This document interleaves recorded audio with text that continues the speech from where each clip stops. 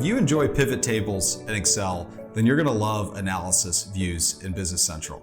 This is an easy way for you to take any data that's within a list view in the system and pivot it to get to the exact information that you're looking for.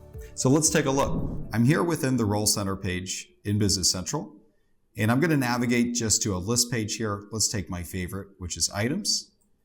And then if I want to be able to look at an analysis view of this page, I'll go up to the top left and I'll navigate to the analysis mode icon here.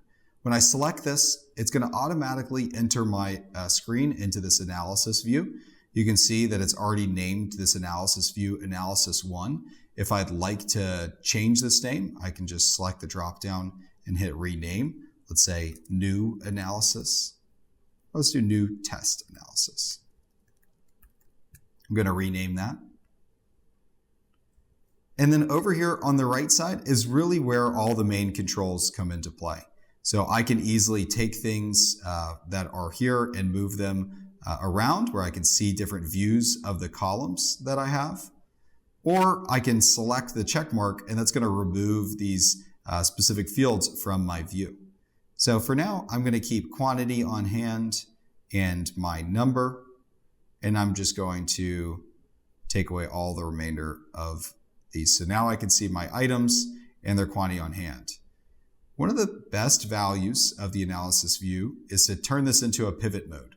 So now I can select pivot mode and then look at specific things like the quantity on hand and the item number. So now this is only going to show me all of my individual items and their quantities. But if I want to look at the amount that is in, let's say, a base unit of measure, so a specific unit of measure, I could then filter only on my quantity on hand and my base unit measure. It's going to show me how many items in total are given have the summed up quantity on hand. And if I'd like to as well, I can look at how much quantity is by vendor. So if I remove my base unit measure here, now it's going to show me my specific vendor numbers and then their quantities. So the vendor number that's associated with the item, I can see my exact quantities that I have by those vendors. Or if I want to split it out by number as well, you can see a different view on here looking at your vendor and your item numbers.